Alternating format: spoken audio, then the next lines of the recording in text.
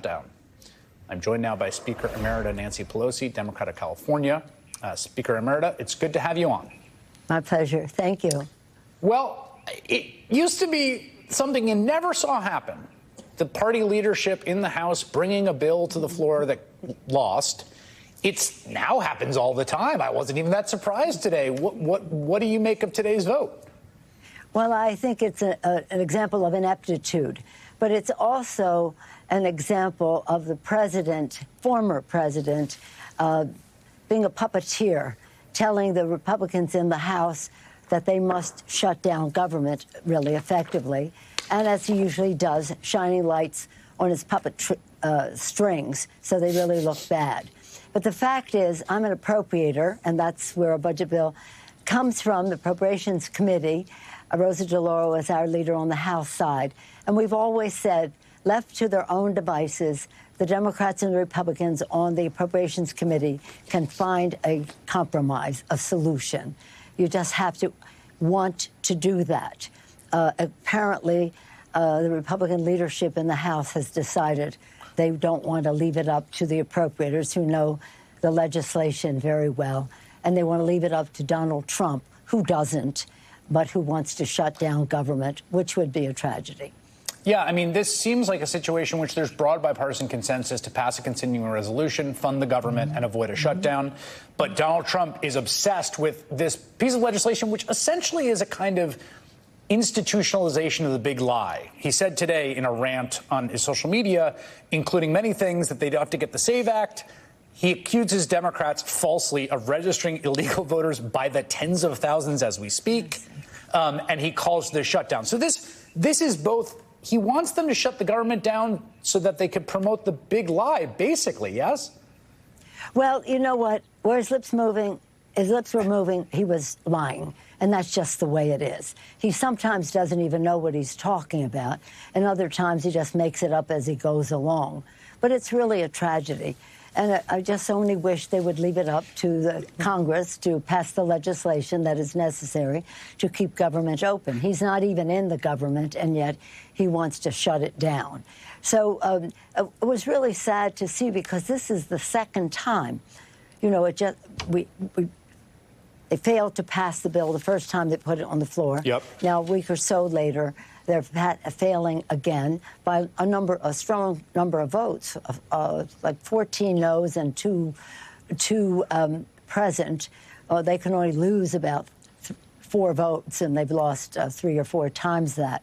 So in any event, it isn't a good idea for the American people to have government to be shut down. So we should make every effort to keep it open. He might think it's politically advantageous because it makes us all look bad. But he doesn't know that the Republicans, every time they have shut down government, have had to pay a price for it. And it's not a price. We'd rather just debate the issues rather than have a shutdown of government to prove how inept and how bad the president is, the former president is on these issues. I want to talk to you about the House, and particularly the prospect for Democrats retaking majority in the House, which I know is quite near and dear to your heart. And there are a bunch of races, competitive races, particularly in California and in New York, where that majority might get made. Now, you've got Trump tonight. I really think this is, I just did a whole bit on it. I don't know if you saw it, but I saw it. Okay. I mean, so he's in Long Island, right? He's on this sort of pander tour. Now he's promising that the tax law he signed into law, that, you know, whatever you think of it on the merits, he signed and definitely raised the taxes of some of those folks in Long Island, that he's going to get rid of it so that, I don't know, so that those Republicans can survive. What do you make of this astonishing 180 that he has pulled out here? Well, I don't know if it's a 180 or if it's just, again, not telling the truth about what he would do if he were to win. But he did want to punish blue states, California, New York, parts of Pennsylvania, Connecticut, and the rest, by this thing. Now, what people should understand about this is that state governments depend on this deduction because it enables them to use the money that people pay, that local tax Right. to fund government. But if they're not going to be able to deduct it, they might not engage in the purchases or whatever it is of real estate that enables the states to have those resources for government to work. And that's what they want. They want the government not to have the resources to make government work. They're anti-governance. They're anti-science. They're anti-Biden, of course. And so here they go. But, you know, it really, I'm trying to really be nice. And we're into the seven weeks out minus 1 day. We think that we will win the House. I feel very strongly that we will. We've made a decision to win, and we're making every decision in favor of winning. And there are many races between California and New York where we think we can be successful. As you may recall, in the last election, people said we're going to lose 30 to 40 seats. I said that's impossible. It's impossible because we know our districts. And we know our issues, whether it's a woman's right to choose, whether it's gun violence prevention, whether it's saving the planet, our democracy as well. We knew the distinction, the contrast between Democrats and Republicans in these districts. We lost 5 seats, 5 of them in New York, and we hope to win those back, but more across the country.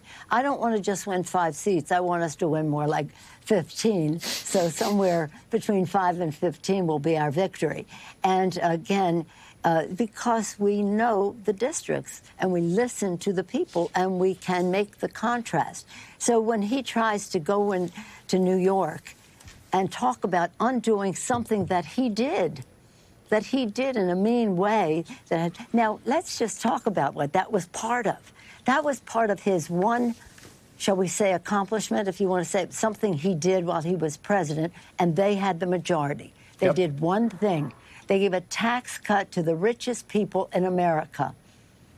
The top 1% got 83% of the benefits. Top corporate and individuals. 83% of the benefits went to the top 1%, adding $2 trillion to the national debt. And then complaining to us when we want to have in our farm bill nutrition for people. But in the budget bill, when we want to have women, infant, and children having food. Mm-hmm. So you see, a budget should be a statement of our values. They don't have, it isn't about values to them. It's just money to the richest people in America who fund their campaigns and who say now, don't pay any attention to what he says. They know he's a dolt, or they should, but most of them do. They know he's terrible. Don't pay attention to anything he says or does or anything. Right. Just look at what happens to your tax return if you're in the 1%. Yeah. It's shocking. That's their patriotism. I will briefly note that the one group of high earners that did see a tax hike from that bill is exactly the folks that got hit by the SALT deduction. That's the only one. Speaker Emerita Nancy Pelosi, thank you very much for your time tonight. Thank you so much. We fully intend to win. Thank you. You made a decision. All right, coming up.